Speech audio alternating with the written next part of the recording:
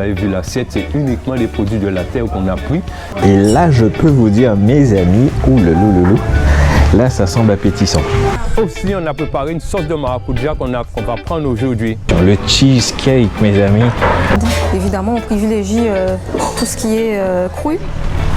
Bonjour, nous sommes aujourd'hui à Sainte-Anne, l'une des villes les plus connues pour son marché, pour ses plages bien entendu. Mais le saviez-vous, Sainte-Anne est également connue pour ses adresses gourmandes et je vais vous faire visiter quelques-unes de ces adresses. Nous allons commencer dans les hauteurs de Sainte-Anne et nous allons visiter Rudy à la Casa Manioc. Rudy a su sublimer cette racine cultivée depuis des millénaires dans la Caraïbe pour vous proposer des repas délicieux.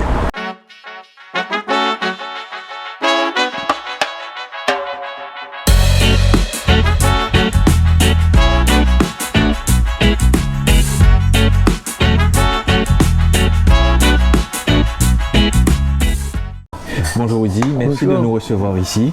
Donc est-ce que tu peux nous parler? C'est magnifique, franchement félicitations pour ce lieu. Est-ce que tu peux nous présenter ton concept, la philosophie? Avant de présenter le concept, en fait ici, c'est vraiment une unité familiale. C'est ma mère qui a déposé la première pierre de cette ma mère depuis jeune enfant. Depuis enfant, femme, mère de famille, elle a toujours travaillé le manioc et elle a toujours eu ce rêve de placer une manioquerie sous le terrain familial, parce qu'avant c'était pas sous son terrain. Et elle a eu le temps juste de déposer la première pierre et après ça elle est décédée.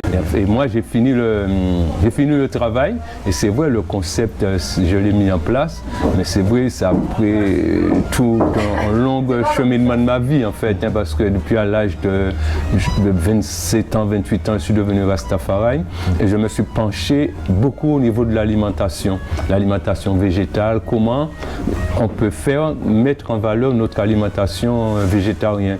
Et 30 ans après, parce que quand j'ai commencé ça dans les années 92, 80, jusqu'à 97, bon, les gens n'étaient pas encore adeptes à ça, quoi. C'était pas bien vu, ne pas manger de la viande, c'était quelque chose de ne pas bien vu. Surtout être Rastafari encore, c'était encore plus compliqué. Mais aujourd'hui, 30 ans après, c'est l'heure où ce concept-là se met en place, en fait, parce que tout le monde aujourd'hui, ils sont conscients que là, tous les problèmes que posaient les problèmes de la viande. Mais nous avons voulu aller plus loin, c'est-à-dire maintenant que les gens recherchent comment manger vegan ou comment manger végétalien, eh bien, ici c'est un concept qui les permet, peut-être ils ne sont pas forcément être végétarien ou vegan, mais ils découvrent qu'est-ce que c'est un repas vegan, la cuisine vegan. Et saine en plus. En plus, ils se rendent compte que ce sont des produits du pays, parce que vous avez vu l'assiette, c'est uniquement les produits de la terre qu'on a pris et qu'on a transformés. C'est une valorisation des produits du pays. Et le concept, c'est que les gens viennent dans une atmosphère familiale, manger dans le jardin, dans la nature, avec la nourriture naturelle, et tout en respectant l'écologie. Vous allez voir, nous essayons de mettre des assiettes en bois. J'ai vu que vous avez un jardin créole derrière, donc vous utilisez aussi un peu les fruits de votre jardin. Les fruits de notre jardin, par exemple, aujourd'hui nous avons fait une sauce au maracuja. Ah ben, c'est notre maracuja, nous avons pris le maracuja dans notre maracuja. Nous servons le thé après le repas. C'est encore les plantes de notre jardin qui servent pour le thé. Vous avez vu le pesto qu'on met sur le pain, tout ça. Et bien, c'est toujours les plantes du jardin qu'on prend, qu'on transforme beaucoup de ce qu'on prépare dans le restaurant, tout ce qui est fines herbes, épices, le thé, tout ça, on le sort là. Ok, très bien. Et puis après ça, il y a par exemple, en ce moment, nous sommes c'est la période de fruits à pain. Ah ben, on va descendre dans le fond, on a préparé un purée fruits à pain, patates douces, giromont, mais c'est bio, c'est des trucs du jardin. C'est pas, on peut donner cette garantie bio parce que c'est des produits qu'on utilise, qu'on prend ici même de source. Ouais. C'est très bien. Merci. Ok, sans problème.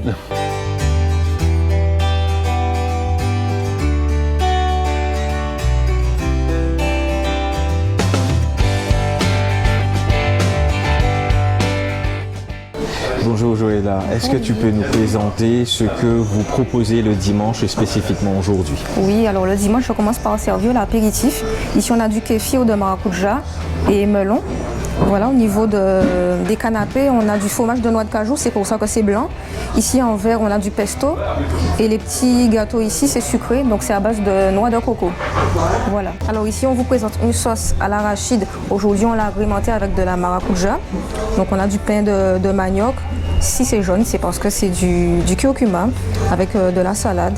Évidemment, on privilégie tout ce qui est cru. Voilà, de la semoule de manioc. Ici, on a un petit gratin de courgettes, toujours agrémenté avec de la manioc. Voilà. Alors, on va essayer les différents apéritifs qu'on nous a décrits tout à l'heure. Donc, écoutez, on y va.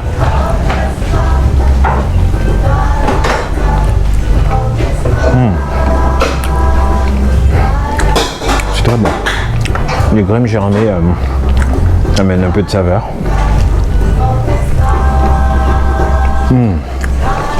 C'est vraiment bon. Vous savez, des fois on a tendance à penser que la nourriture végane ou végétarienne n'a pas de goût, mais là je peux vous dire que c'est très bon. Il y a du goût, c'est délicieux. Alors, j'essaie le deuxième.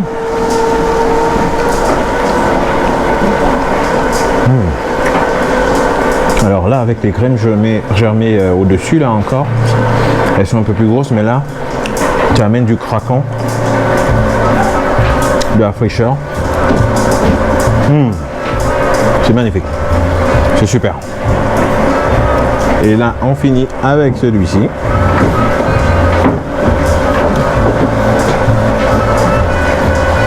Alors là, on n'est plus dans du sucré. Ça ressemble un peu à un gâteau qu'on appelle un Guadeloupe le coco. C'est fin, c'est doux, c'est bon.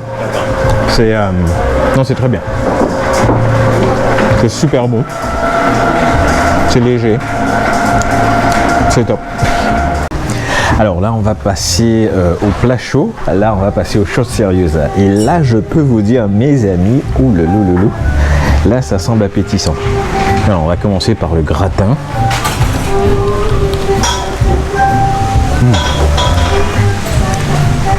Waouh!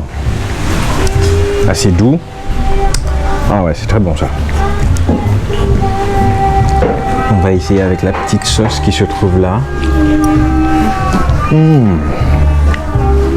C'est fou, moi je suis émerveillé de savoir que c'est un plat vegan ou végétarien, que ça soit aussi bon, qu'il y ait autant de goût. C'est juste magnifique. Tout a du goût, tout est... Vous ressentez les saveurs, vous ressentez la fraîcheur des ingrédients. Moi je suis stupéfait, c'est très bon. Alors là, on va passer à la dégustation du dessert, mais déjà là, la présentation, le cheesecake, mes amis, mais c'est magnifique. Et rien qu'à l'idée de penser que c'est un cheesecake vegan, moi je suis impressionné, Donc on va goûter et je vais vous donner en direct mes retours, mais là, je suis bluffé là.